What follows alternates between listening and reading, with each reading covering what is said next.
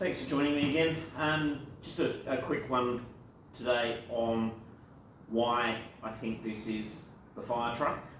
I have outlined this in a couple of documents, including the blog and the Facebook page, but there's a quick video I thought I could sort of look at the main features. The first step with why we think this was the fire truck was identifying the car in terms of year.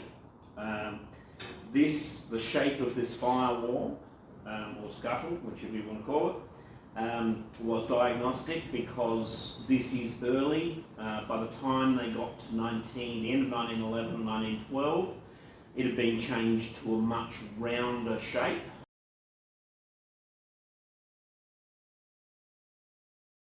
So this puts it as early. The monoblock engine was only introduced in, I think it was 1910. I don't think at the end of 1909 it was still using a multi-block, so multiple banks of 2 cylinders. So we had something that was after the start of 1910, but it was not later than sort of 2/3, 3/4 of the way through 1911. I'll find a photograph of the 1911, 1912 cars and you can see the difference. So that was the primary thing, the age of the car, and then there was the issue with there were very few of that age of car registered in South Australia. We know that's where it came from. So when we actually got to the point where it was definitely that age, we looked at some of the features. Now, one of the things we're looking at, you can see here this brass strip around the firewall. Now, that is quite definitely original. I mean, we've got a little bit of a bow in it there, which we'll have to straighten. And you can see that there's rivets that have been drilled out here. Now, this brass strip has not been located. There've not been any other instances that I've found of SCATs having that brass strip. And which photo was it? This one. Yes, this has been colorized. I'll find the original photograph. But in the photograph from the State Library, you can actually see the brass strip that is there.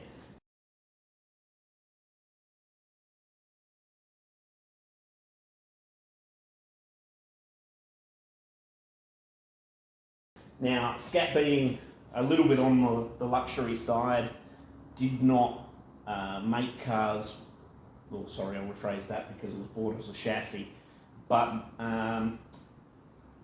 all SCATs appear to have had windscreens unless they are the racing cars.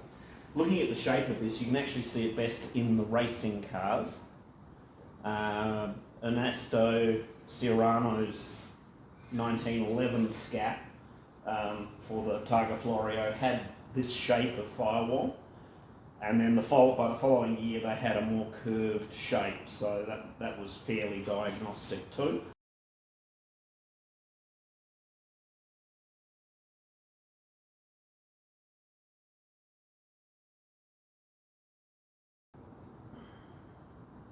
So we got to the year of this brass strip. As I said, they all had windscreens. Now, I'll find a photograph and put it on of the SCAT that's in New South Wales, because wooden strips around the firewall with the windscreen mounted onto that, there's no way you'd have a riveted brass strip around something with a windscreen.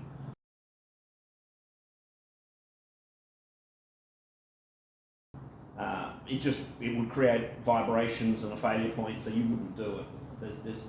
This must have been, I mean, the argument is, I guess it could have been a speedster later, but I can't really believe it, to be honest.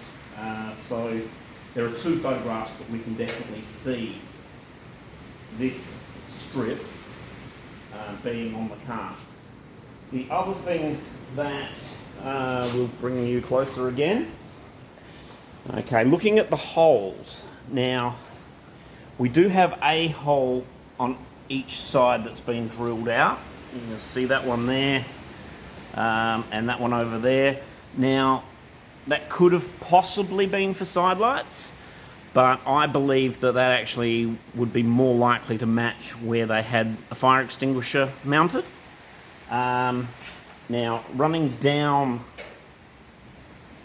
the firewall here, you've got a line of 4 relatively large holes, and they're exactly the same on this side.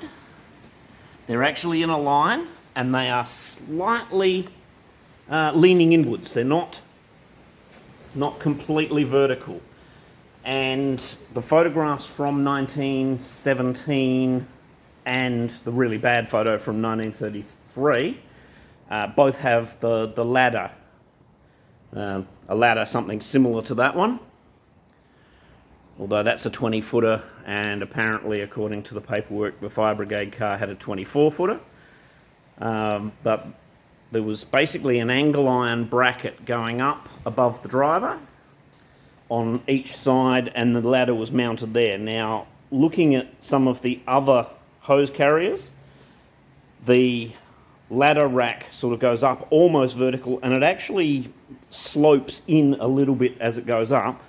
But because they're not vertical, I don't believe they are factory fitted, and therefore, that one's got a bolt in it. Why has that one got a bolt in it? Oh no, that's not the right one. Okay, so it's these ones here. I'm looking at the wrong one. Sorry. So that's where the ladder was mounted. The other point is that we have here, in the top of the brass, we have some of those rivets drilled out as well. So there's actually still a rivet in that one. And then going around this side, you can actually see the rivet holes here. Now, if you look, they're not actually lined up. This is a rivet that would have held this, and it's popped because it's slightly bowed there. But this one and this one, that's where I believe the lights were fitted. The early photographs show the headlights right up high.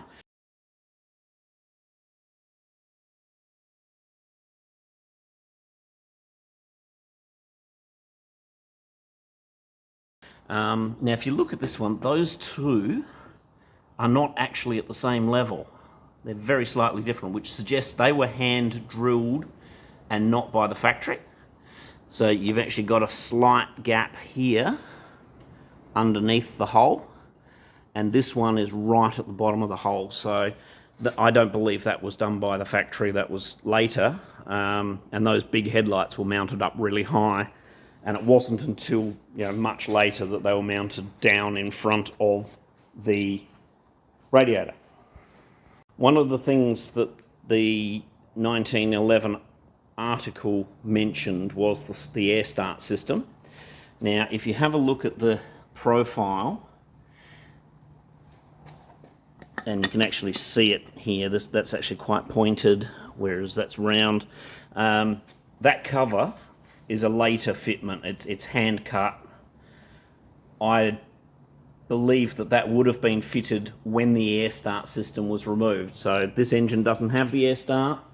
I do believe in one of the other videos, and I'll have to go hunting for it at some point, I believe I have seen part of the reservoir that would sit above the engine, which means that there definitely was an air start system. And certainly that tells me that there was, which have been removed. The wheels, now, another one of the points that they raised in that article in 1911 was that the wheels could be removed and replaced very quickly. It wasn't your normal clincher style wheel where you had to remove the tyre on the side of the road and just replace that and then pump it up. The photograph in 1917 of this vehicle shows the wheel a complete spare wheel. Now, we don't have a spare wheel. That could mean anything or nothing. But there was a complete spare wheel mounted next to the gear lever on the photograph in 1917. It's that one there. So you can actually see that's not just a spare tyre, that is a spare wheel. A lot of SCATs were shown as having either Sankey metal wheels, so basically you remove the cotter pin and it's just one castellated nut and the wheel comes off. So the speed of changing the wheels. A lot of SCATs were advertised with either wire spoke wheels because they were into their motorsport, or the Sankey style metal wheels, but that was definitely not what was recorded on the document when the Fire Brigade took possession of theirs. These pedals have always had, in my memory, significant wear on them. They are solid brass. Most SCAT pedals that you see photos of are, beautifully crisp. It always worried me a little bit when we thought that this particular vehicle was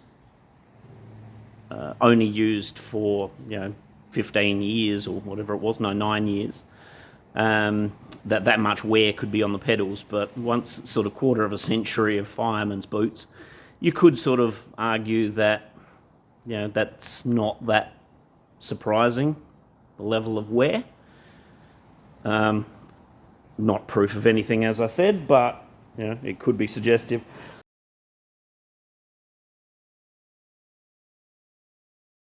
Of course, there was the joke about the fact that it was a red chassis, it must be a fire appliance.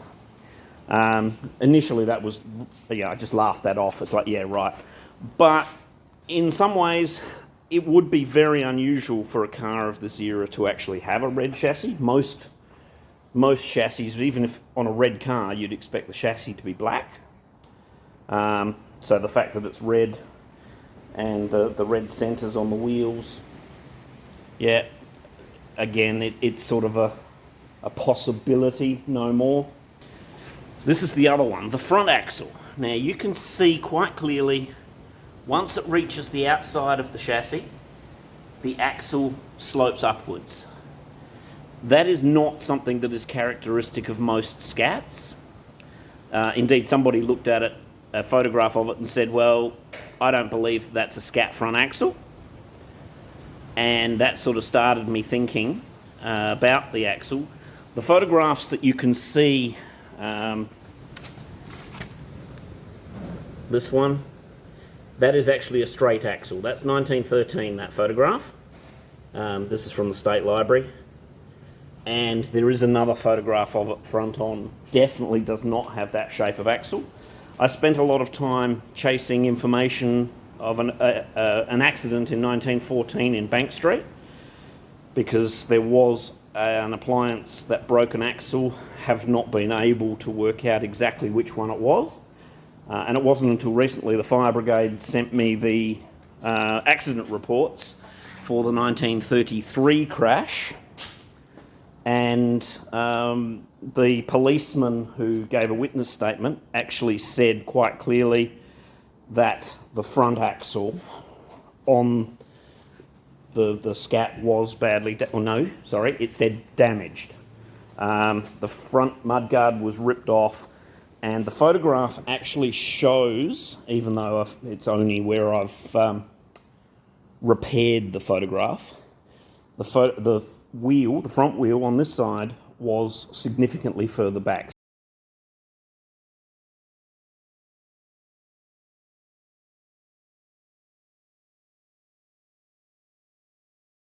So there was obviously damage to the axle.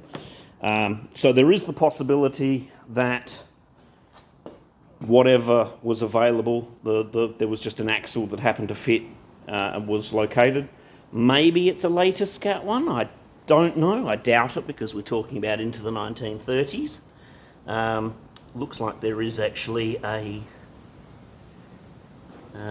number on that, so that might be able to tell us what the axle is. I hadn't actually seen that previously. Now this is not actually going to come out, I'm looking for where I found what could have been a number. I think I can't get it to focus. Never mind. I believe that somewhere just here is a number stamped into the chassis. It is very faint and there is no way I can read it with the camera or with the naked eye. I tried it with flash photography and it's like, maybe. And I believe that it possibly says N147, which puts the date probably around about the end of 1910. That goes back to, dating the car. So far, there are no records that the fire brigade have found of what chassis number they had. So that's a bit of a dead end at the moment. And probably we'll have to get that X-rayed to be able to actually see it. Anyway, that sort of... Okay, so we've got lots of holes in the firewall as well. There's some question mark about what that would have been for. There's any number of things that would have been fitted, as extra equipment onto a fire truck. And the interesting thing is that there appears to be significantly more holes on that side than on the driver's side, although, there's a whole heap there. What could that have been? I don't know. We're going to keep digging with the photographs, but it is not immediately clear. And it would have been covered probably mounting the spare wheel there. No bodywork to mount onto, so everything had to be mounted to the firewall. That's quite probable. Most of the cars would have had, doors, bodywork, seats would have been internal, so it's all part of it. Anyway, I hope that sort of covers, the brief argument. I'll add some documents onto the bottom of it so you can see. Put some links to some of the photos and some of the actual documents that are mentioned. But that is primarily why I think this is the fire truck. On top of the fact that, there could have been maybe as many as 15 horsepower SCATs in South Australia. That still gives us 20% chance, even if there was nothing to back it up. But the biggest one is undoubtedly this brass strip on the cast aluminium firewall. So that's, no other car has been found, no other photograph of a SCAT has been found with that, not even any of the speedsters or the recreations. So I think that's, a bit of a giveaway. So hopefully that makes sense. Anyway, thanks for joining me.